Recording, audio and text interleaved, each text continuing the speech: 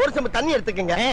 அத தோசைக்கல்ல ஊத்தி அதுக்குன்னு வழக்கமா ஒரு விளக்கமாறு வச்சிருப்பீங்கல்ல? ஆமாங்க. அத அடிப்பக்கமா திருப்பி சரிங்க. வரட்டு வரட்டு வரட்டுன்னு ஒரு 4 இழுப்பு இழுத்து சரிங்க. நல்லா கழுவி விட்டுருங்க. சரிங்க. ஒரு கிண்ண நிறைய மாவு எடுத்து பெரிய ரவுண்டாவும் இல்லாம சின்ன ரவுண்டாவும் இல்லாம சரிங்க. பொதுவா ஒரு ரவுண்ட ஊத்தி 4-5 வெங்காயத்தை போட்டு அள்ளி பொடி பொடி பொடியா நறுக்கி அப்படியே மேலாப்ல பரபர தூவி விட்டு சரிங்க.